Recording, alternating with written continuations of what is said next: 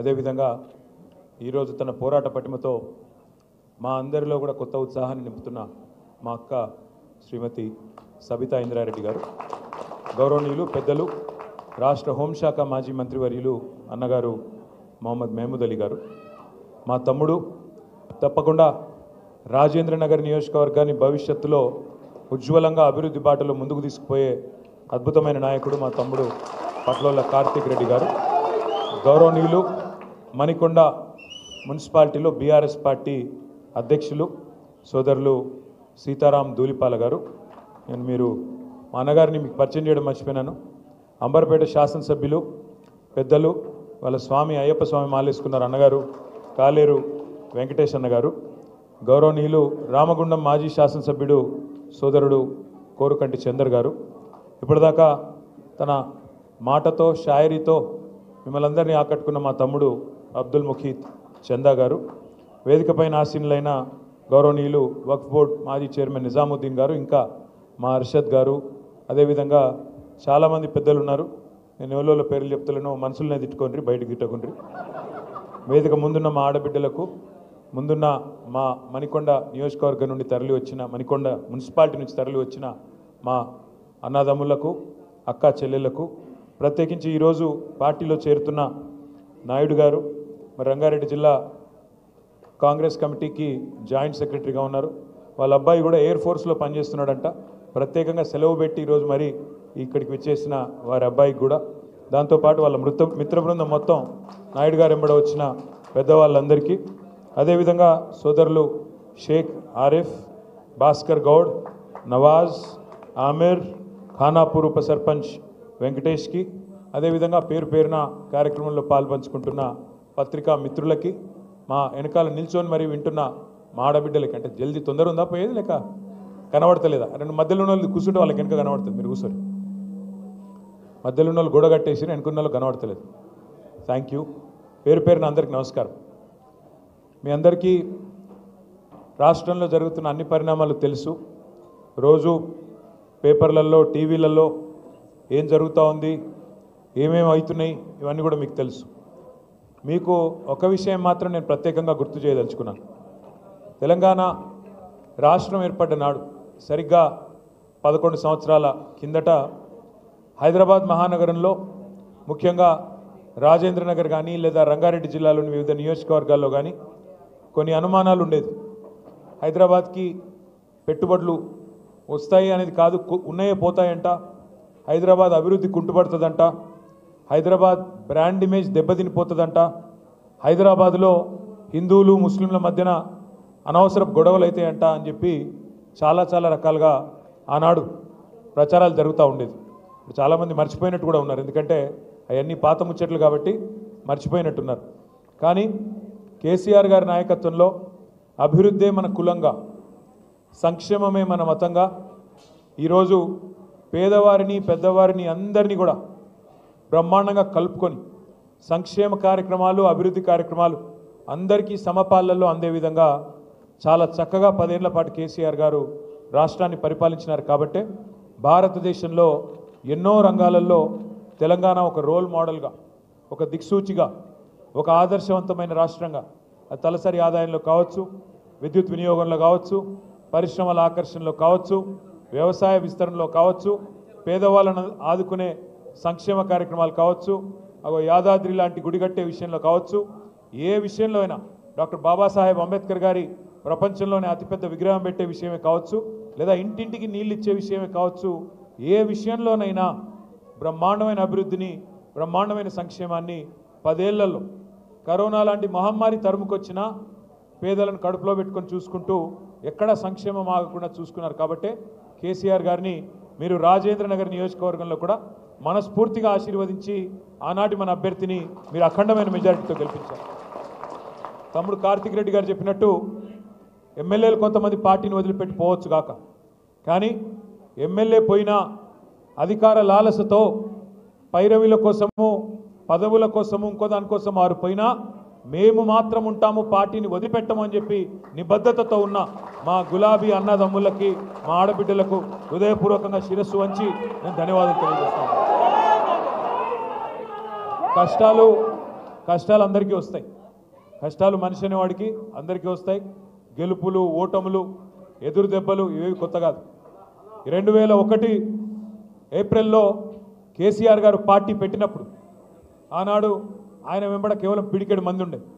కానీ 24 ఏళ్లలో ఈరోజు కేసీఆర్ గారు పెట్టిన పార్టీ ఇంతింతై వట్టుడింతై అన్నట్టు ఆనాడు పెట్టిన ఒక విత్తనం వాళ్ళ మహావృక్షమై వేలాది లక్షలాది మంది నాయకులను కార్యకర్తలను బ్రహ్మాండంగా గ్రామ గ్రామాన ప్రతి పట్టణంలో ప్రతి పల్లెలో అద్భుతంగా విజృంభించి భయంకరంగా ఇవాళ అన్ని చోట్ల కూడా విస్తరించింది.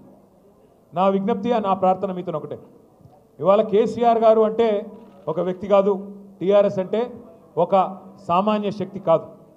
కొంతమంది కలలు కంటున్నారు, పిచ్చి కలలు కంటా ఉన్నారు.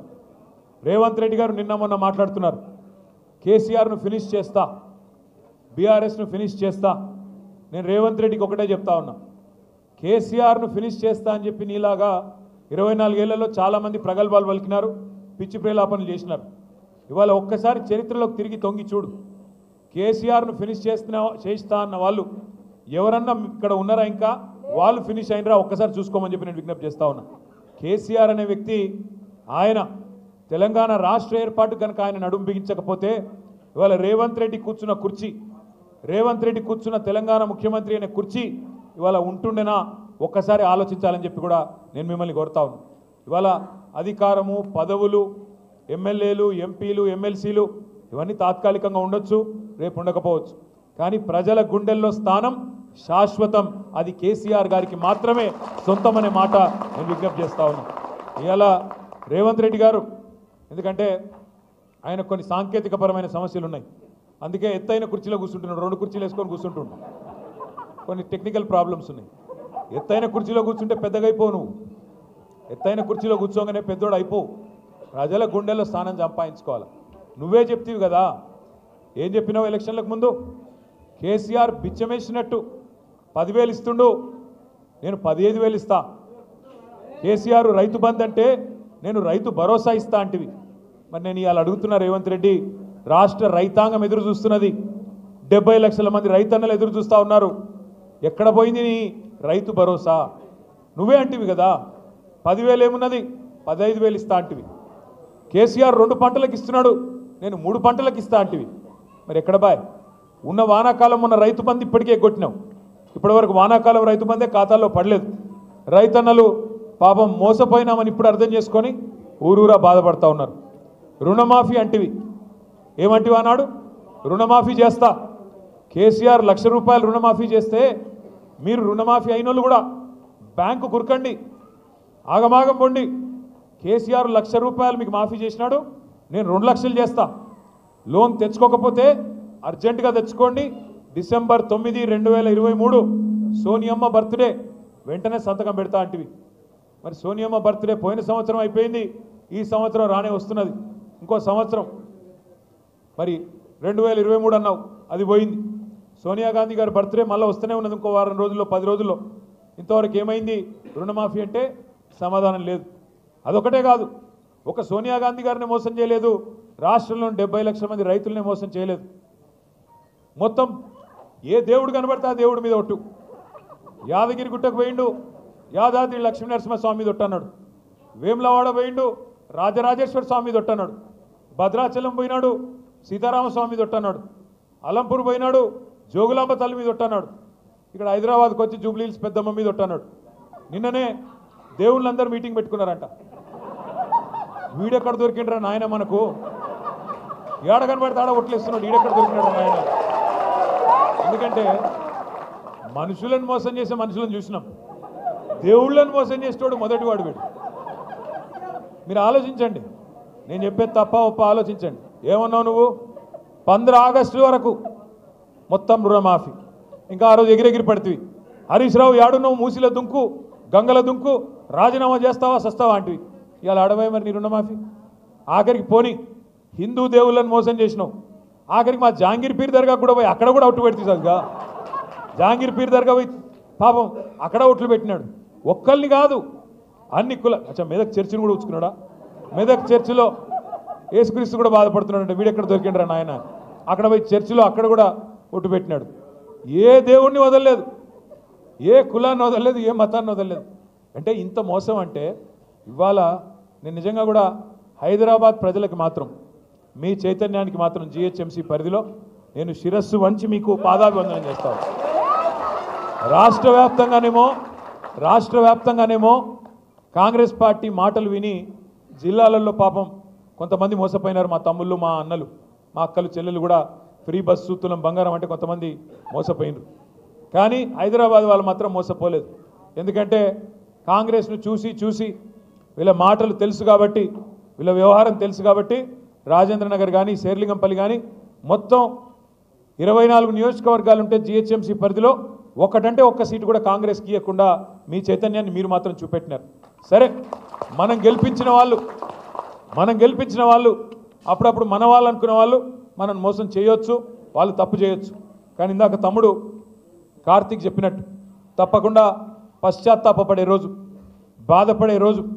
పెద్దలు అప్పుడెప్పుడో చెప్పినట్టు రాజకీయాల్లో హత్యలు ఉండవు, ఆత్మహత్యలు మాత్రమే ఉంటాయి. అందుకే మీరు గెలిపించిన మీ ఎమ్మెల్యే గారు ఆత్మహత్య చేసుకున్నాడు తప్ప మీరు తప్పు చేయలేదు. ఆయన పోయినా ఏమి కాదు పార్టీకి అని చెప్పి ఇవాళ పార్టీని మణికొండలో కావచ్చు, నార్సింగిలో కావచ్చు, బండ్లగూడలో కావచ్చు, శంషాబాద్లో కావచ్చు బ్రహ్మాండంగా కాపాడుకుంటూ ఎక్కడికక్కడ అద్భుతంగా నడుపుతున్న పోరాట పటిమను ప్రదర్శిస్తున్న మా నాయకులు మొత్తానికి హృదయపూర్వకంగా ధన్యవాదాలు. నేను మీతో ప్రార్థన, మీ అందరితో ప్రార్థన ఒకటే. నిజంగా కూడా గవర్నమెంట్లో ఉన్నప్పుడు ప్రజలకు సేవ చేసే భాగ్యం ఉంటుంది. ప్రజలని సంక్షేమ కార్యక్రమాల ద్వారా, అభివృద్ధి కార్యక్రమాల ద్వారా చేరుకునే అవకాశం ఉంటుంది. కానీ ప్రతిపక్షంలో ఉన్నప్పుడు నిజంగా ప్రజల పక్షాన కొట్లాడి ప్రజల గుండెల్లో శాశ్వతంగా స్థానం సంపాదించుకునే ఒక అరుదైన అవకాశం ఉంటుంది. ఇవాళ అవకాశం మా తమ్ముడు కార్తీక్ రెడ్డి గారికి వచ్చిందనే మాట నేను మీకు విజ్ఞప్తి చేస్తా ఉన్నాను. మీరు ఎంత గట్టిగా ప్రజల్లోకి పోతే చాలా సంతోషంగా ఉంది. చాలా సంతోషంగా ఉంది. మధ్యకాలంలో ఒక్కసారి కాదు కార్తీక్ రెడ్డి గారు నాకు ప్రత్యేకంగా ఫోన్ చేసి హైదర్ షా కోట్లో, హైదర్గూడలో చాలామంది మనవాళ్ళు ఈ మూసీ వల్ల బాధపడుతున్న వాళ్ళు, మూసీ ప్రాజెక్ట్ అని ముఖ్యమంత్రి ఏదైతే ఢిల్లీకి మూటలు పంపేదానికి రంగం సిద్ధం చేస్తూ ఉన్నాడో దీనివల్ల బాధపడుతున్న వాళ్ళు ఉన్నారు. అంటే నేను ఒకటే అన్నాను, మన పార్టీ ఆఫీస్కి ఎప్పుడైనా రావచ్చు ఎవరైనా బాధితులు, తప్పకుండా వారికి స్వాగతం. అంటే ఒకరు కాదు, ఇద్దరు కాదు, దాదాపు 500-600 కుటుంబాలు ఇక్కడికి వచ్చి సబితక్కని, మన నాయకులని, మనందరినీ కలిసి మీరు మా దగ్గరికి రండి అంటే రాజేంద్ర నగర్ నియోజకవర్గం అంతా 2-3 డివిజన్లు తిరిగినాం. అత్తాపూర్ కానీ, హైదర్ షా కోట్ కానీ, పక్కనే అటు బౌద్ధపురాకు, మన కారువాన్ దగ్గర ఉండే ప్రాంతం కానీ మొత్తం తిరిగినాం. కిషన్ బాగ్ కూడా వచ్చినాం. అక్కడ పోతే హిందూ లేదు, ముస్లిం లేదు, ఏమీ లేదు. బుర్కా కప్పుకున్న మా ఆడబిడ్డలు ఉన్నారు. వాళ్ళు వచ్చి అంటున్నారు, హమ్కో సబ్ పతా చల్ గయా సాబ్, మాకు ఎవడు మా దోస్తు ఎవడు దుష్మన్ అర్థమైంది, మా కష్టంలో ఎవడున్నాడో మాకు అర్థమైంది. 40-50 ఏళ్ళకేంచి ఇక్కడ ఇల్లు కట్టుకొని ఉంటున్నాం. ఇలా మమ్మలను అక్రమణదారులు అంటున్నారు, కబ్జా కోర్లని ముద్రేస్తున్నది ప్రభుత్వం. రిజిస్ట్రేషన్లు అయినాయి, ప్రభుత్వమే రిజిస్ట్రేషన్ చేసింది, పైసలు కట్టించుకున్నది, పర్మిషన్లు ఇచ్చింది, పైసలు కట్టించుకున్నది, ట్యాక్సులు కడుతున్నాం, ప్రతి సంవత్సరం గర్పట్టి కడుతున్నాం, హౌస్ ట్యాక్స్, ప్రాపర్టీ ట్యాక్స్ కడుతున్నాం, నల్ల బిల్లు కడుతున్నాం, కరెంటు బిల్లు కడుతున్నాం, అన్ని గట్టంగా ఇవాళ మమ్మల్ని దొంగలు, కబ్జా కోరులు, ఆక్రమణదారులు అని చెప్పి బద్నాం పెడుతున్నారన్నా.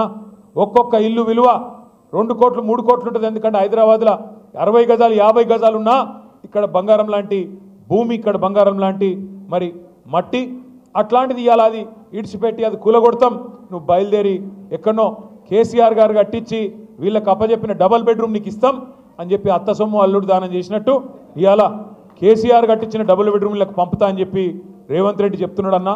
కోట్ల రూపాయల ఆస్తి మా పిల్లల కోసం ఉండిపోతుందేమో అనుకుంటే ఈ దుర్మార్గుడు ఇట్లా చేస్తున్నాడని చెప్పి మాకు వచ్చి బాధపడతా ఉన్నారు మా దగ్గరకు వచ్చి.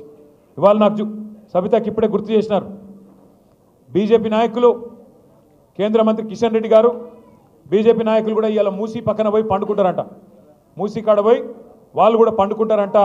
ముఖ్యమంత్రి సవాల్ను స్వీకరిస్తూ వాళ్ళేదో చేస్తూ ఉన్నారంట. చాలా సంతోషం. ఒక 2 నిమిషాలు మీకు ఈ మూసీలో జరుగుతున్న దోపిడీ గురించి కూడా చెప్పవలసిన బాధ్యత మా మీద ఉన్నది. ఎందుకంటే రాజేంద్ర నగర్ నుంచే మూసీ ప్రవహించేది కిందికి, మీ మంచిరేవుల కాంచి మొదలై కిందికి మూసీ, మళ్ళీ కిందికి అటు అంబర్పేటకు కిందికి వెళ్ళి ఇంకా మన ఉప్పల్ నియోజకవర్గం అటు కిందికి పోతుంది. ఒక 2 నిమిషాలు జాగ్రత్తగా వినండి. ముఖ్యమంత్రి గారు ఈ మధ్యన ఒక పల్లవి పదే పదే చెప్పిస్తున్నాడు. మూసి పునరుజ్జీవం అంటున్నాడు. మూసీకి పునరుజ్జీవం అంటే తిరిగి జీవం పోయడం. ఉస్కో ఫిర్సే జిందా కర్నా మూసీని తిరిగి జీవం పోస్తా అంటున్నాడు. అంటే ఏమిటిది? 60-70 ఏళ్ళకేంచి స్వాతంత్రం వచ్చిన నాటి నుంచి మూసీలోకి మురికి నీరు నిరాటంకంగా పోతానే ఉన్నది.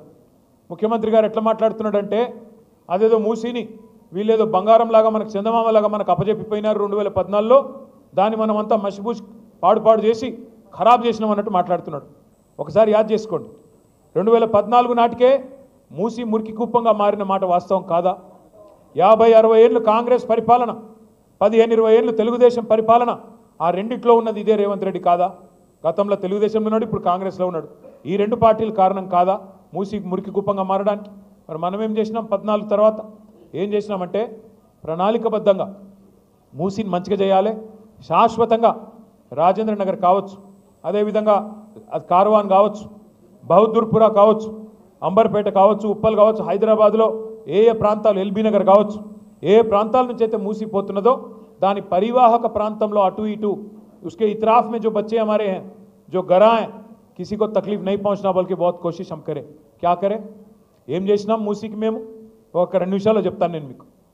పేదవాళ్ళ కడుపు కొట్టలేదు, పేదవాళ్ళ గూడు గూలగొట్టలేదు, కానీ దాన్ని మంచిగా చేసే ప్రయత్నం చేసినాం. హైదరాబాద్లో మీకు ఒక చదువుకున్న వాళ్ళు సీనియర్ సిటిజన్స్ కూడా చాలామంది ఉన్నారు, విద్యావంతులు ఉన్నారు. మీకు అర్థమవుతే 10 మందికి చెప్తారు, అందుకే ఇంత వివరంగా చెప్తా ఉన్నా. నేను 8 ఏళ్ల పాటు మున్సిపల్ శాఖ మంత్రిగా పనిచేసినాను కాబట్టి ఆ అనుభవంతో చెప్తా ఉన్నా. మూసీలోకి మనకు హైదరాబాద్ భౌగోళికంగా ఎట్లుంటుందంటే ఇట్లా ఇట్లా ఒక యూ షేప్లో, వి షేప్లో ఉంటుంది, యూ షేప్లో ఉంటుంది. ఇట్లా మొత్తం ఎక్కడ ఒక నీటి చుక్కబడ్డ హైదరాబాద్లో మురికి నీరు ఎక్కడి నుంచి వచ్చినా జిహెచ్ఎంసీ పరిధిలో 90% పైగా గ్రావిటీ ద్వారానే మూసీలోకి వస్తుంది. నాలాల ద్వారా, కాలువల ద్వారా, స్టామ్ వాటర్ డ్రైన్స్ అనండి, డ్రైనేజీలు అనండి, మొత్తంగా 90% పైగా మురికి నీరు లేదా వర్షపు నీరు మూసీలోకి వస్తుంది. మూసీ ఎట్లాంటి నది అంటే మీరు మంచిరేవుల కాడ ఓఆర్ఆర్ ఉంది, అదేవిధంగా మళ్ళీ కిందికి నాగోలు, ఆ కిందికి పోతే ప్రతాప సింగారం, ఎక్కడ మన మేడ్చల్ నియోజకవర్గంలోని ప్రతాప సింగారం, అక్కడ ఓఆర్ఆర్ ఉంటుంది. దీన్ని ఓఆర్ఆర్ వెస్ట్ అంటాము, దాన్ని ఓఆర్ఆర్ ఈస్ట్ అంటాం. ఇది పశ్చిమము, అది తూర్పు. ఓఆర్ఆర్ వెస్ట్ నుంచి ఈస్ట్ వరకు సరిగ్గా 57 కిలోమీటర్లు. 57 కిలోమీటర్లు. మూసీ ఎట్లాంటి నది అంటే ఓఆర్ఆర్ వెస్ట్ నుంచి ఈస్ట్ వరకు మూసీ కిందికి ప్రవహిస్తుంది. ఎంత వేగంగా నీళ్లు కిందికి పోతాయంటే ఈ 57 కిలోమీటర్ల పరిధిలోనే 84 మీటర్లు కిందికి ఉంటుంది మూసీ. అంటే నీటి చుక్క ఒకటి పడితే జర్రున జారిపోతుంది. 84 మీటర్లు, కిలోమీటర్కి 1.5 మీటర్లు కిందికి పోతూ ఉంటుంది భూమి. అదే నీరు పల్ల మెరుగు నిజం దేవుడెరుగు అంటారు కదా, అట్లా నీరు కిందికి పోతూ ఉంటుంది 84 మీటర్లు. మళ్ళీ ఒకసారి చెప్తాను, మంచిరేవుల నుండి మీకు కింద ప్రతాప సింగారం దాకా 57 కిలోమీటర్లు, ఓఆర్ఆర్ వెస్ట్ నుంచి ఈస్ట్ దాకా. ఒక నీటి చుక్క పడితే లేదా ఒక మురికి నీటి చుక్క వస్తే కిందికి జర్రుమని జారిపోతుంది, 84 మీటర్లు కిందికి ఉంటుంది. అంటే నీరు ఆగదు. సో మేమేం ప్లాన్ చేసినామంటే ఆనాడు హైదరాబాద్లో ప్రతిరోజు ఇన్ని లక్షల మంది ఇండ్లు ఉన్నాయి, 25-26 లక్షల ఇండ్లు ఉన్నాయి, షాపులు ఉన్నాయి, కాలేజీలు ఉన్నాయి, వ్యాపార వాణిజ్య సముదాయాలు ఉన్నాయి. ఈ అన్నింటిలోంచి ఉత్పత్తి అయ్యే మురికి నీరు ఎంత అంటే రోజుకి 2000 MLD. 2000 MLD అంటే ఒక MLD అంటే 1 million litres per day. Million అంటే 10 లక్షలు, అంటే 2000 మిలియన్ లీటర్ల 2000 MLD అంటే 20 కోట్ల లీటర్ల మురికి నీరు. 20 కోట్ల లీటర్ల మురికి నీరు రోజు హైదరాబాద్లో ఉత్పత్తి అవుతుంది. కేసీఆర్ గారు మాకేం చెప్పారంటే మూసీని తిరిగి బతికించాలంటే ముందు ఆ 20 కోట్ల లీటర్ల నీళ్ళు ఏవైతున్నాయో వాటిని శుద్ధి చేయండి, వాటిని సివరేజ్ ట్రీట్మెంట్ ప్లాంట్లు పెట్టి ముందు మురికి నీటిని శుద్ధి చేసి కిందికి వదలండి. తద్వారా హైదరాబాద్లో దుర్గంధం వ్యాపించదు, దోమల సమస్యలు, ఆరోగ్య సమస్యలు రావు, ఆ నల్లటి నీళ్ళు ఏవైతుంటాయో అవి కూడా రావు. అది నెంబర్ 1 చేయమని చెప్పారు. దానికి మా కోసం, మన కోసం, మన నగరం కోసం, మన పిల్లల కోసం కేసీఆర్ గారి ప్రభుత్వంలో 4000 కోట్ల రూపాయలు, కరెక్ట్గా చెప్పాలంటే 3866 కోట్ల రూపాయలతో దాదాపు 1200 పైచిలకు MLDల సివరేజ్ ట్రీట్మెంట్ ప్లాంట్లు మనమే ప్రారంభించాము, మనమే పని బిగించాము 3 ఏళ్ల కిందట. అందులో కోకాపేటలో నేనే వచ్చి ప్రారంభించాను. నేను సబితక్క మేమందరం వచ్చినాం. కోకాపేటలో ఒక 15 MLD ప్లాంటు మీ రాజేంద్ర నగర్ నియోజకవర్గంలోనే పూర్తి చేసినాం. దాన్ని ప్రారంభం కూడా చేసినాం. అదే మాదిరిగా హైదరాబాద్లోని మిగతా 1200 MLDల ప్లాంట్లు ఇక మా కాలేరు వెంకటేష్ గారు ఇక్కడే ఉన్నారు. ఆయన అంబర్పేట నియోజకవర్గంలో 300 MLD ప్లాంట్ ఒకటే చోట అక్కడ కట్టినాం. అవతల వైపు ఎల్బీ నగర్లో భారతదేశంలోనే అతిపెద్ద సివరేజ్ ట్రీట్మెంట్ ప్లాంట్ 320 MLDల ప్లాంట్ అక్కడ కట్టినాం. ఇవన్నీ ఎందుకు చేసినాం? నీటిని శుద్ధి చేయడానికి, మూసీకి తిరిగి జీవం పోయడానికి. ఈరోజు నేను మీకు సంతోషంగా చెప్తా ఉన్నా, కేసీఆర్ గారి ప్రభుత్వ పనితీరు వల్ల ఎట్లా అయితే కరోనా సమయంలో కూడా రోడ్లు వేసుకున్నామో, ఎట్లా అయితే కరోనాలో దేశమంతా స్తంభించిపోతే మన హైదరాబాద్లో మాత్రం ఫ్లైఓవర్ లాగలేదు, మన హైదరాబాద్లో రోడ్ లాగలేదు. మన హైదరాబాద్లో ఎక్కడి నుంచో వచ్చిన కార్మికులను కడుపులో పెట్టుకొని వాళ్ళకి డబల్ రేట్ ఇచ్చి మీకేం కాదు మేము చూసుకుంటామని ధైర్యం చెప్పి ఎట్లా కొత్త రోడ్లు వేసుకున్నామో అదే పద్ధతుల్లో కరోనా సమయంలో కూడా మనం ఆపకుండా నిరాటంకంగా పనిచేయడం వల్ల ఇవాళ హైదరాబాద్ మొత్తం భారతదేశంలోనే మొట్టమొదటి నగరం. 100% సివరేజ్ ట్రీట్మెంట్ ఉన్న ఒకే ఒక్క నగరం హైదరాబాద్ మాత్రమే మొత్తం భారతదేశంలో. దానివల్ల 90% సమస్య పరిష్కారం అయిపోయింది మూసీది. రెండో పని ఏం చేసినాం మనం? కాళేశ్వరం ప్రాజెక్టు ద్వారా బ్రహ్మాండంగా గోదావరి నీళ్లను మనం ఎక్కడో కింద ఉండే మేడిగడ్డ అక్కడి నుంచి తీసుకొచ్చి హైదరాబాద్ పక్కనే హైదరాబాద్ నెత్తి మీద కుండ పెట్టినట్టు కొండపోచమ్మ సాగర్ అని చెప్పి హైదరాబాద్కి 45-50 కిలోమీటర్ల దూరంలో ఇక్కడే బ్రహ్మాండంగా నీళ్లు తెచ్చి పెట్టినాం. ఏమైంది దానివల్ల? హైదరాబాద్ అనేది 535 మీటర్ల మీద ఉంటుంది సముద్ర మట్టానికి. అదే కొండపోచమ్మ సాగరు 618 మీటర్ల మీద ఉంటుంది. అంటే కొండపోచమ్మ ఇక్కడ ఉంటుంది, హైదరాబాదు ఇట్లా ఉంటుంది. 618, 535. దాని కిందికి మల్లన్న సాగర్. ఎందుకు కట్టాం ఇదంతా? ఒకవైపు వ్యవసాయానికి నీళ్లు, సాగునీరు, ఇంకోవైపు హైదరాబాద్ మహానగరానికి, పట్టణాలకు, గ్రామాలకు తాగునీరు. ఇవాళ ఆ కొండపోచమ్మ సాగర్ నుంచి గండిపేటలోకి నీళ్లు తేవడానికి, అంటే గోదావరిలోంచి కృష్ణానదికి నీళ్లు అనుసంధానం చేయడానికి ఈరోజు కాదు, 18 మే 2023 పోయిన సంవత్సరం 18 మే 2023 నాడు క్యాబినెట్లో ఆనాడు మహమూద్ అలీ గారు, నేను, అక్క అందరం ఉన్నాం. తీర్మానం పాస్ చేసినాం. 1100 కోట్ల రూపాయలతో గోదావరి నీళ్లు తెచ్చి గండిపేటలో పోస్తే ఆ గండిపేట గేట్లు ఎత్తితే చాలు, అటు ఎస్టీపీల నుంచి శుద్ధి చేసిన నీళ్ళు వస్తాయి మూసీలోకి. ఎప్పుడు కావాలంటే అప్పుడు బ్రహ్మాండంగా గండిపేట గేట్లు ఎత్తితే కిందికి ఉస్మాన్ సాగర్ నుంచి నీళ్లు, ఫ్రెష్ వాటర్ కిందికి వచ్చే విధంగా రూపకల్పన చేసినాం. ఏం జరుగుతుంది అప్పుడు? కిందికి నీళ్ళు ఇందాక నేను చెప్పినట్టు నీళ్ళు ఆగకుండా జర్రుమని జారిపోతాయి, ఎందుకంటే నీళ్లు ఆగవు మూసీలో. దానికోసం కూడా ఆలోచన చేసినాం. మూసీ మీద ఒకప్పుడు ఎప్పుడు నిజాం కట్టించిన పురాణా పూలు, నయా పూలు ఉండేది. చాదర్గాడ్ బ్రిడ్జు, పురాణా పూలు, నయా పూలు మీ అందరికీ కూడా తెలుసు. టిప్పుకాన్ బ్రిడ్జ్ ఇవన్నీ ఉంటాయి. మన ప్రభుత్వం వచ్చిన తర్వాత కేసీఆర్ గారి నాయకత్వంలో కొత్తగా మా వెంకటేష్ గారు ఒకసారి వచ్చి మూసారంబా అక్కడ ఊకే సమస్య అవుతున్నది, మనం మంజూరు చేయాలంటే మంజూరు చేసినాము. 15 బ్రిడ్జులు, 15 బ్రిడ్జులు మంజూరు చేసినాం మూసీకి అడ్డంగా. ఆ బ్రిడ్జిల కిందనే చెక్ డ్యామ్ కూడా కట్టాలనుకున్నాం. ఏమవుతుంది దానివల్ల?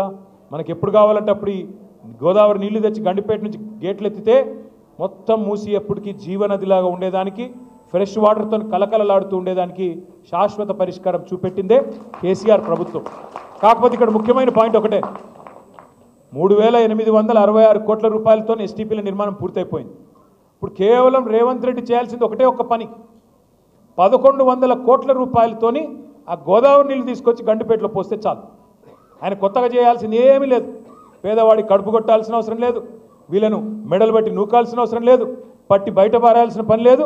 మూసి పునరుజ్జీవం కావాలంటే కేవలం 1100 కోట్లు ఖర్చు పెడితే చాలు. కానీ ముఖ్యమంత్రి గారు ఏమంటున్నారు? 1100 కాదు, 1,50,000 కోట్లు, 1,50,000 కోట్లు అంట. దేనికయ్యా ఖర్చు ముఖ్యమంత్రి 1,50,000 కోట్లు అంటే? ఒక్కడు సమాధానం చెప్పడు. నేను ఇదే భవన్లో ఇక్కడనే ప్రెస్ మీట్ పెట్టి 1.5 అవర్ ప్రజెంటేషన్ ఇచ్చి బీఆర్ఎస్ గవర్నమెంట్ ఏం చేసింది, నువ్వేం చేస్తున్నావు, ఎందుకు 1,50,000 కోట్లతోని హైదరాబాద్ను ఆగం చేసే ప్రయత్నం చేస్తున్నావు అని అడిగితే ముఖ్యమంత్రి గారు, ఉప ముఖ్యమంత్రి గారు నా మీద ఒంటికాలతో లేచినారు. ఏమని? నీకు ఎవడు చెప్పిండు 1,50,000 కోట్లని అంటారు. నువ్వే చెప్తీవి కదా స్వామి అని వీడియో చూపెట్టి. ముఖ్యమంత్రి చెప్పినాడు, నేను చెప్పింది కాదు. ఏప్రిల్లోనేమో రేవంత్ రెడ్డి 50,000 కోట్లతోని మూసి శుద్ధి అన్నాడు. తెల్లారో మర్నాడో మే నెలలో జూపల్లి కృష్ణారావు గారు పర్యాటక శాఖ మంత్రి 50,000 కోట్లు కాదు 70,000 కోట్లతోని మూసి అన్నాడు. జూలై వచ్చింది. జూలై రాగానే మళ్ళీ ముఖ్యమంత్రి గారికి ఏమైందో తెలియదు. గోపన్పల్లిలో మనం కట్టిన బ్రిడ్జు ఆయన వచ్చి రిబ్బన్ కట్ చేసినాడు, సంతోషం. వచ్చి అక్కడ స్పీచ్ ఇస్తాడు, 150,000 కోట్లతో మూసి అభివృద్ధి అన్నాడు. ఇవాళ అదే ముఖ్యమంత్రి ఏమంటాడు, ఎవరన్నారు మీకు ఏడుకెళ్ళి వచ్చింది నెంబర్ అంటాడు. అరే నువ్వే చెప్పినావు స్వామి చూడు అంటే నేను చెప్పలేదు అన్నాడు. మళ్ళీ కరెక్ట్గా 4 రోజులకి, మరీ సరిగ్గా 4 రోజులకి ముఖ్యమంత్రి గారు ఒక పుస్తకం రిలీజ్ చేసినాడు ప్రభుత్వం తరఫున, తెలంగాణ గ్రోత్ స్టోరీ అని. అందులో ఏం రాస్తుంది, 150,000 కోట్లతో మూసి అభివృద్ధి చేస్తామని రాస్తుంది.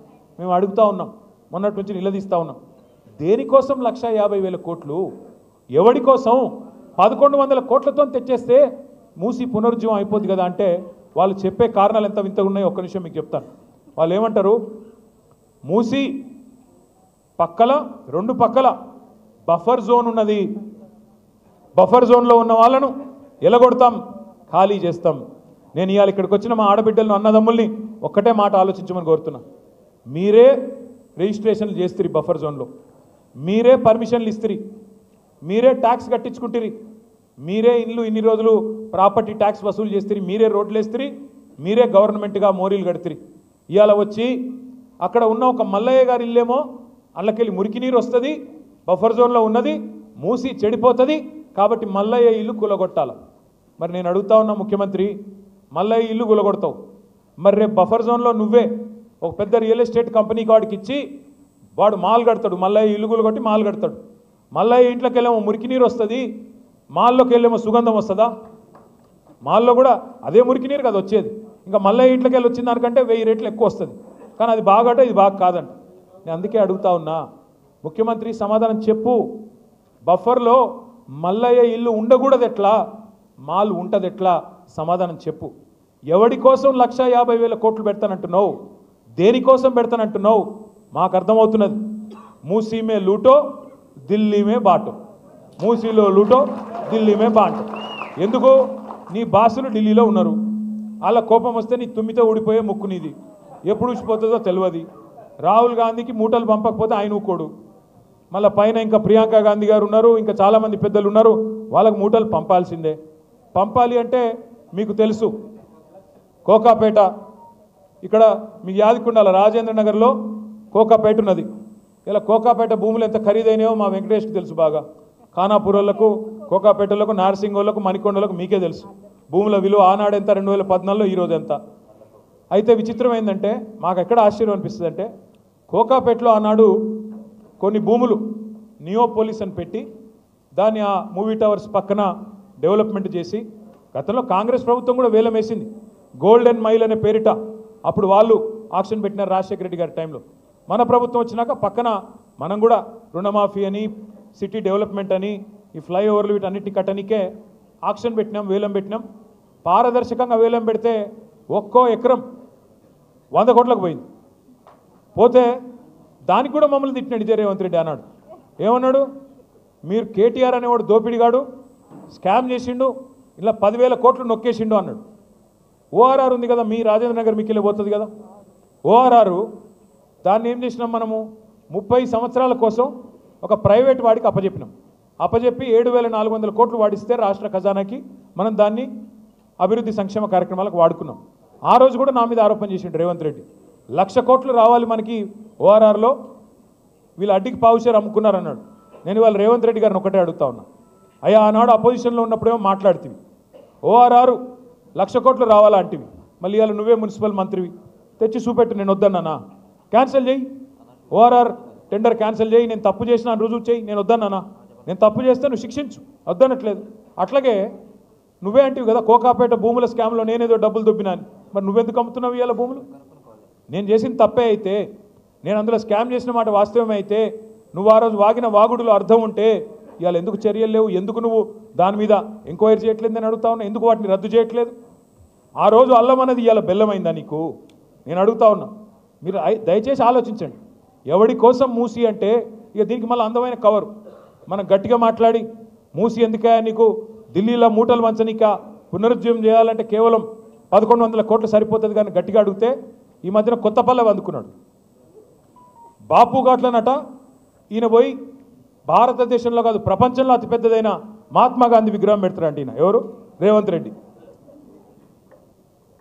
రెడ్డి గారు మహాత్మా గాంధీ విగ్రహం పెడతాను అనగానే మహాత్మా గాంధీ గారి మన్మడు తుషార్ గాంధీ గారు స్పందించారు మహాత్మా గాంధీకి ఇవన్నీ ఇష్టం ఉండవురా ఆయన చాలా మంచోడు ఆయన ఎన్నడూ ఆయన విగ్రహాలు ప్రపంచంలో పెద్ద విగ్రహాలు 1000 కోట్ల విగ్రహాలు పెట్టాలని నేను కోరుకోలేదు వాటిని పేదవాళ్ళ కోసం వాడు స్వామి నువ్వు పెట్టుకొని ఆయన చెప్పినాడు కానీ మహాత్మా గాంధీ గారు తప్పకుండా ఎక్కడున్నారో కానీ ఆయన ఆక్రోషిస్తూ ఉండింటాడు ఎందుకంటే రేవంత్ రెడ్డి గారు గాడ్సే శిష్యుడు ఆయన నాథురామ్ గాడ్సే ఆర్ఎస్ఎస్ వాడు ఆర్ఎస్ఎస్ గాడ్సే గారి శిష్యుడు ఈ వ్యక్తి పేరేమి రేవంత్ రెడ్డి ఇవాళ ఎట్లున్నదంటే గాంధీ విగ్రహాన్ని గాడ్సే పెడతానంటే ఒప్పుకుంటామా సార్ నాకు అర్థం కాదు మనం గాడ్సే లాంటి వాడు గాడ్సేకి వారసుడు ఈయన వచ్చాట గాంధీ గారి విగ్రహం పెడతాడంట అది కూడా బాపు ఘాట్లో రేవంత్ రెడ్డి గారికి నేను ఒకటే చెప్తా ఉన్నా నువ్వు గాంధీ విగ్రహాన్ని అడ్డం పెట్టుకొని మూసీ ప్రాజెక్టు అని దానికి కలరింగ్ ఇచ్చి మళ్ళీ దానిలో కూడా రేట్లు పెంచి దానిలో కూడా డబ్బులు దొప్పుకుంటానంటే ఇది సమంజసం కాదు మహాత్మా గాంధీని అడ్డం పెట్టుకొని శిఖండిలాగా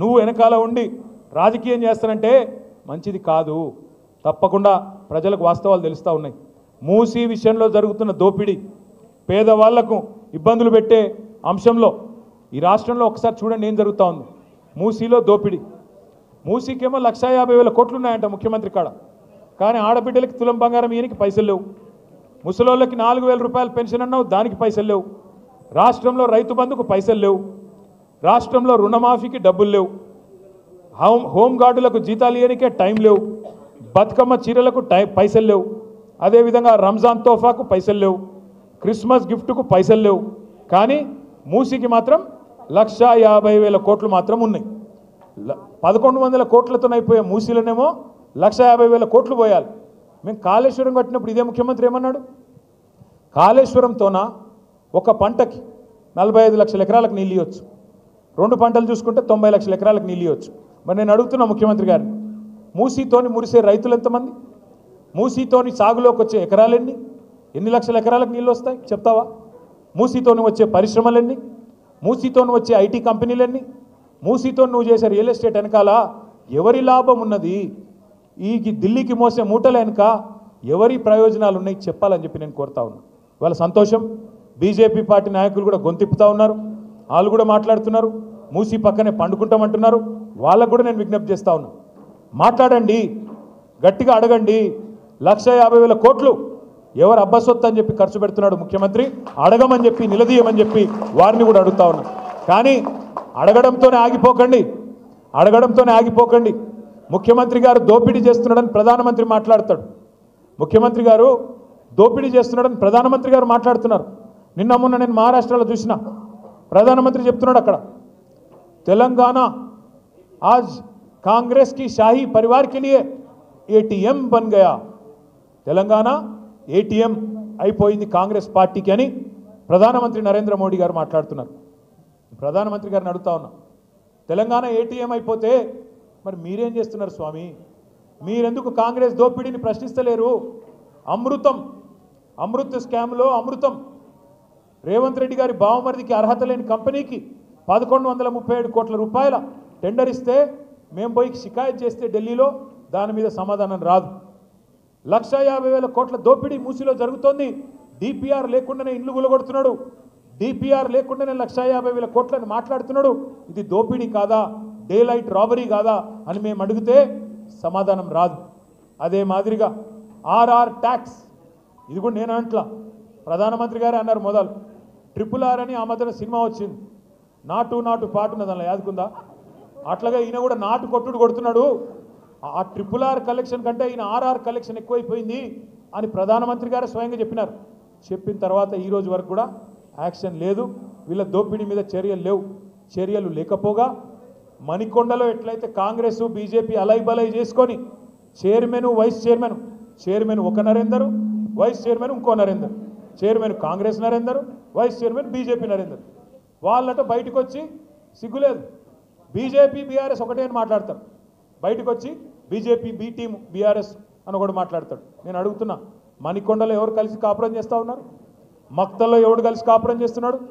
భువనగిరిలో ఎవడు కలిసి కాపురం చేస్తున్నాడు? మున్సిపాలిటీలో ఒకడు చైర్మన్, ఇంకోడు వైస్ చైర్మన్. ఒక్కడు చూపెడతావా? మొత్తం తెలంగాణలో బీజేపీ ఉన్ను టీఆర్ఎస్ కలిసి అధికారం పంచుకున్నది ఒక్కటన్నా చూపెడతావా? ఎక్కడా లేదు. కానీ ఇవాళ ఇష్టం వచ్చినట్టు మాట్లాడుతూ ఉంటారు. నేను మీద అందరితో ప్రార్థన ఒకటే, ఇవాళ బీజేపీ అనే పార్టీ కాంగ్రెస్కు రక్షణ కవచంలాగా మారింది. ఇవాళ కేంద్ర సహాయ మంత్రులు ఒక ఆయన బండి సంజయ్ కుమార్ గారు, ఆయన కేంద్ర సహాయ మంత్రి కాదు, రేవంత్ రెడ్డి సహాయ మంత్రి. రేవంత్ రెడ్డికి ఎప్పుడు కష్టం వచ్చినా ముందు ఆయన మీద రెప్ప వాలకుండా, కష్టం వచ్చినా వెంటనే రక్షణ కవచంలాగా సహాయ మంత్రి కాపాడుకుంటా ఉన్నాడు. మేము రేవంత్ రెడ్డిని తిరిగితే, రేవంత్ రెడ్డి మీద విమర్శ చేస్తే బీజేపీలకు రోషం వస్తున్నది. రఘునందన్ రావు, విశ్వేశ్వర్ రెడ్డి మీ ఎంపీ పుణ్యాత్ముడు, తర్వాత ఈయన ఇంకొక ఆయన పేరేదో ఉండే, కాదు అరవింద్, ఈ నలుగురు ఇవాళ రేవంత్ రెడ్డికి రక్షణ కవచం. నలుగురు బీజేపీ ఎంపీలు. మీరు ఆలోచించండి, వాళ్ళు రేవంత్ రెడ్డి పార్టీలు ఉన్నారా లేక బీజేపీలో ఉన్నారా? అప్పుడప్పుడు సరే మనకు కూడా కన్ఫ్యూజన్ ఉందనుకోండి, రేవంత్ రెడ్డి గారు కాంగ్రెస్లో ఉన్నాడా బీజేపీలో ఉన్నాడా అని మనకు కూడా కన్ఫ్యూజన్ ఉంది. ఎందుకంటే మీరు చూడండి జాగ్రత్తగా, పైన రాహుల్ గాంధీ పాపం ఆయన అమాయకుడు, ఆయనకేం తెలియదు, ఏం రాసిస్తే చదువుతాడు ఆయన పాపం. ఆయన లీడర్ కాదు, రీడర్. ఎక్కడ పోయి ఏ పేపర్ మీద ఏది రాస్తే తెల్ల పేపర్ పట్టుకొని పడబడ చదివేసి వెళ్ళిపోతాడు. ఆయన పోతాడు. నిన్న మాట్లాడుతున్నాడు మహారాష్ట్రలో రాహుల్ గాంధీ. ఏమంటున్నాడు? బొంబాయిలో అదానికి మొత్తం 1,00,000 కోట్ల విలువ చేసే ధారావి భూమి దారాదత్తం చేస్తున్నది బీజేపీ అని అక్కడ అదానిని వ్యతిరేకిస్తూ రాహుల్ గాంధీ మాట్లాడతాడు. మరి ఇక్కడేం జరుగుతున్నది? అదే అదాని మంచోడు, చాలా మంచివాడు, ఆయన మించిన ఉత్తముడు లేడు, అద్భుతమైన మనిషి అని చెప్పి రేవంత్ రెడ్డి గారు రోజు ఆయనతో రాసుకొని పుసుకొని తిరుగుతూ ఉన్నారు. నేను ఊరికేనే అనడం లేదు, ఏదో కావాలని విమర్శలు చేయడం కాదు. ఇవాళ బీజేపీ రక్షణ కవచంలాగా మారింది కాంగ్రెస్కు. ఇద్దరు కలిసి మన మీద పగబట్టిండ్రు అనే మాట నేను ఉత్తగానే అంటలేను. పొంగులేటి శ్రీనివాసరెడ్డి గారు అని ఒక మంత్రి ఉన్నాడు, బాంబుల శాఖ మంత్రి. ఆయన అమావాస్య కొన్నాడు బాంబులు. కార్తీక పౌర్ణం కూడా వెళ్ళలేదు, ఇంకా దీపావళి పోయింది, కార్తీక పౌర్ణం పోయింది, కానీ ఆ బాంబులు పెళ్తనే లేవు, తుస్సు బాంబులని. అయితే ఆయన తుస్సు బాంబుల మంత్రి గారు, ఆయన ఇంటి మీద ఈడీ రైడ్ అవుతుంది, బాంబుల శాఖ మంత్రి మీద. ఇప్పటికీ 45 రోజులైంది. 45 రోజులైంది ఈడీ రైడ్ అయ్యి. అదే ఈడీ కవిత గారింటి మీదకి పోతే, అదే ఈడీ ఇంకొకరి ఇంటి మీదకి పోతే నిమిషం వస్తాయి వార్తలు బయటికి. ఇంత దొరికింది, అంత దొరికింది, బంగారం పెన్ను దొరికింది, సిల్వర్ పిన్ను దొరికింది, ఇవన్నీ వస్తాయి. మరి పొంగులేటి శ్రీనివాసరెడ్డి ఇంట్లోకేమో 2 కౌంటింగ్ మెషిన్లు పంపితేవి కదా, నోట్ల కట్టలు ఉన్నాయని చెప్పినారు. 2 కౌంటింగ్ మెషిన్లు పంపినారు. 45 రోజులైన తర్వాత అక్కడ ఇక్కడ కాంగ్రెస్ వాడు మాట్లాడాడు, ఈడీ వాడు మాట్లాడాడు, బీజేపీ వాడు మాట్లాడాడు. శ్మశాన నిశ్శబ్దం. ఎవరో చచ్చిపోయిన తర్వాత ఉంటే చూడండి కొద్దిసేపు, అట్లాగా ఎవడు మాట్లాడాడు. కుయ్యి లేదు, కయ్యి లేదు, సడి లేదు, సప్పుడు లేదు. ఏమిరా నాయన అంటే లేదు హోగా డీల్ హోగా నై బాత్ కరింగ్. ఇదే అంటున్నా నేను. ఎవరితో ఉన్నాడు కొద్దిగా మనం కూడా ఆలోచించి అవగాహనతో ఉండాలి తప్ప ప్రతిదానికి ఆగమాగం అయిపోకూడదు. నేను మీ దయచేసి మిమ్మల్ని కోరేది ఒకటి, పదవులు మాకు కొత్త కాదు. 10 ఏళ్ళు మీ దయతో, 10 ఏళ్ళు మీ ప్రేమతో మీ మనసు గెలుచుకునే అవకాశం వచ్చింది, మీకు సేవ చేసే అవకాశం వచ్చింది. మాకు పదవులేం కొత్త కాదు. మళ్ళీ మీరు గెలిపిస్తే కేసీఆర్ గారు ముఖ్యమంత్రి అవుతారు. మీ దయ ఉంటే మళ్ళీ మేమందరం గెలిచి ప్రభుత్వంలో ఉంటాం. మాకు కొత్త కాదు, పదవులేం కొత్త కాదు, సేవ చేయడం కొత్త కాదు, కొట్లాట అంతకంటే కొత్త కాదు, అరెస్టులు కావడం అంతకంటే కొత్త కాదు. ఉద్యమంలో అరెస్టుకు పోయాము, జైలుకు పోయాము. ఇదే కాంగ్రెస్ వాళ్ళు ఆనాడు అప్పుడు కూడా దొక్కిండ్రు, అప్పుడు కూడా ఇబ్బంది పెట్టిండ్రు. అయ్యేం కొత్త కాదు. కానీ నేను దయచేసి మిమ్మల్ని కొడతా ఉన్నాను. ఇవాళ మేము కంటగింపుగా మారినాం రేవంత్ రెడ్డికి. సబితక్కతో మాతో ఏంది పంచాయతీ? ఆయనకి మాకేమైనా గెట్టు పంచాయతీ ఉందా? ఆయనకు మాకు నేనేమైనా కొడంగల్లో భూములు కొనడానికి పోతే వాళ్ళ అన్న తిరుపతి రెడ్డితో నాకేమైనా తగాదా ఉందా? ఏమిలే, నాకేమైనా కొడంగల్లో భూమి లేదు, ఏమి లేదు. కానీ ఎక్కడొస్తుంది పంచాయతీ? కొడంగల్లో నువ్వు పేదవాళ్ళ భూములు ఎందుకు గుంజుకుంటున్నావు? అక్కడ గిరిజనుల మీద ఎందుకు దౌర్జన్యం చేస్తున్నావు? అక్కడ ఎందుకు 60-70 లక్షల ఎకరం విలువ చేసే భూమిని 10 లక్షలకు గుంజుకుంటున్నావు? ఇక్కడ ఫార్మాసిటీ రద్దెందుకు అంటున్నావు? అక్కడ ఫార్మాసి విలేజ్ ముద్దెందుకు అంటున్నావు అని మేము అడిగితే ఆయన కోపం వస్తున్నది. మూసీలో 1100 కోట్లతో అయిపోయేదానికి 1,50,000 కోట్లు ఎందుకు ఖర్చు పెడుతున్నావు అంటే కోపం వస్తున్నది. రైతు బంధు ఎగ్గొడుతున్నావు, దీనికి పైసలు లేవు. స్కూటీలు ఇస్తా అన్నావు, దానికి పైసలు లేవు. తులం బంగారానికి పైసలు లేవు, దేనికి పైసలు లేవు. అక్కడ మాత్రం మూసీలో 1,50,000 కోట్లు ఎవరి కోసం పోస్తున్నావు అంటే కోపం వస్తున్నది. అర్హత లేని బావమరిది కంపెనీకి 1,100 కోట్ల రూపాయలు ఎట్లిచ్చినావు, ఎవడబ్బసొమ్మని ఇచ్చినావు అంటే కోపం వస్తున్నది. పొంగులేటి శ్రీనివాసరెడ్డి గారు బాంబుల శాఖ మంత్రి, ఆయన ఇంటి మీద ఈడీ రైడ్ అయింది, ఎందుకు ఏం దొరికిందో చెప్తలేరు అంటే కోపం వస్తున్నది. ఆ కోపమంతా మమ్మల్ని ఏదో కేసులు పెట్టి గొంతు నొక్కి లోపల వారేస్తే మాట్లాడేటోడు ఉండడు అని అనుకుంటా ఉన్నారు. కానీ నాకైతే ఇవాళ మీ మణికొండ వాళ్ళని చూసిన తర్వాత అనిపిస్తున్నది, మేము జైల్లోకి పోతే ఒక్క మణికొండ నుంచే నాకు తెలిసినంత వరకు 10,000 మంది తయారవుతారు, తప్పకుండా రేవంత్ రెడ్డి భరతం పడతారు.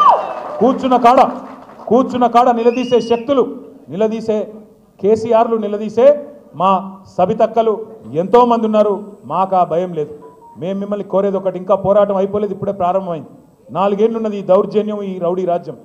వీళ్ళని తట్టుకోవాలా, నిలబడాలా, ప్రజలను అప్రమత్తం చేస్తూనే ఉండాలా. అడగాల మీ ఎమ్మెల్యే గారిని అడగాల, మణికొండకు వస్తే ఎందుకోసం పోయినవయ్యా అని అడగాల, ఏం తెచ్చినావు అని అడగాల, ఏమిటి కోసం పోయినావు, బీఆర్ఎస్ పార్టీ చేసిన దానికంటే ఈయన ఏం ఎక్కువ చేస్తాడు, దేనికోసం పోయినావు అని అడగాల. వ్యక్తిగత స్వార్థం కోసం పోయినావా, ఏమన్నా భూముల పంచాయతీలు సాల్వ్ చేసుకోవడానికి పోయినావా, ఆ రియల్ ఎస్టేట్ సామ్రాజ్యంలో నీకు కూడా వాళ్ళు ఇసిరే ఎంగిలి మెతుకుల కోసం పోయినావా, దేనికి కోసం పోయినావా అనే మాట స్పష్టంగా అడగాలి. ఒకవేళ అభివృద్ధి కోసం పోయినా అంటే శేర్లింగంపల్లి ఎమ్మెల్యే అదే చెప్తా ఉన్నాడు, అభివృద్ధి కోసం పోయినా అంటున్నాడు. మాకు కొన్ని విచిత్రం అనిపిస్తాయి. ఇదే శేర్లింగంపల్లి ఎమ్మెల్యే గారు ఎన్నికలకు ముందు ఒక పాంప్లెట్ వేసినాడు, 9,500 కోట్ల రూపాయలతో అభివృద్ధి టీఆర్ఎస్ హయాంలో జరిగింది అన్నాడు. నేను ఎమ్మెల్యే గారిని అడుగుతా ఉన్నా, మీ ప్రకాష్ గౌడ్ను కూడా అడుగుతున్నా, 9,500 కోట్ల రూపాయలతో శేర్లింగంపల్లి అభివృద్ధి కేసీఆర్ చేస్తే మరి రేవంత్ రెడ్డి నాయకత్వంలో పోయినావు కదా, నువ్వు గెలిచి ఇక్కడ గెలిచి అక్కడ పోయినావు కదా, మరి అంతకంటే ఒక కనీసం 1,000 కోట్లు ఎక్కువ తేవాలి కదా నువ్వు. 9,500 కేసీఆర్ ఇస్తే 10,500 కోట్లన్నా రేవంత్ రెడ్డి ఇస్తేనే కదా నువ్వు అభివృద్ధి కోసం పోయినట్టు. రాజేంద్ర నగర్ ఎమ్మెల్యే కూడా అదే దానికి లోబడి ఉండాలి కదా, ఏవి కాదట. ఇంకా విచిత్రం, ఆ ఖార్గే గారు ఉన్నారు, కాంగ్రెస్ పార్టీ అధ్యక్షుడు. ఆయన నిన్న మొన్న మహారాష్ట్రలో గొప్ప ఉపన్యాసం ఇచ్చినాడు, మహానుభావుడు. బీజేపీ పార్టీ మేకలు కొన్నట్టు కొంటున్నది ఎమ్మెల్యేలను అని చెప్పి మహారాష్ట్రలో తిడుతున్నాడు బీజేపీని. నేను ఇన్వైట్ చేసిన ఖార్గే గారిని, అయ్యా ఖార్గే గారు ఒకసారి తెలంగాణకు రండి, ఇక్కడ కూడా మేకల మండీలో కాంగ్రెస్ బాగా కొంటున్నది, మా మేకలు కూడా కొన్ని తప్పిపోయి కాంగ్రెస్ శిబిరంలో తిరుగుతున్నాయి, ఆ మేకలను పట్టుకొచ్చుకుందాం, నువ్వు రా స్వామి అన్న.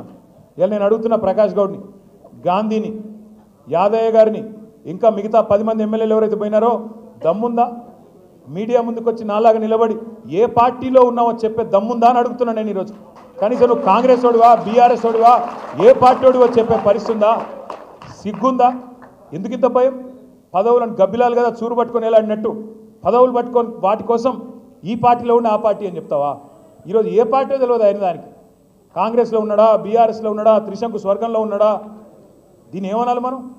నేను గట్టిగా మాట్లాడితే మళ్ళీ తిట్టిండంటారు కాబట్టి నేను తిట్టను. కానీ ఒకటి మాత్రం పక్కా, రేవంత్ రెడ్డి మోసాలు, రేవంత్ రెడ్డి కరప్షన్, రేవంత్ రెడ్డి చేస్తున్న కుట్రలు, వాటి నుంచి పేద ప్రజలను కాపాడుకోవడం ఎలా అనే విషయంలో మేమందరం కేసీఆర్ గారి నాయకత్వంలో నిరంతరాయంగా పనిచేస్తూనే ఉంటాం, భవిష్యత్తులో కూడా పనిచేస్తూనే ఉంటాం. మీరు తప్పకుండా రాజేంద్ర నగర్లో కార్తిక్ రెడ్డి గారి నాయకత్వంలో ఎక్కడికక్కడ కొత్త కమిటీలు వేసుకుందాం.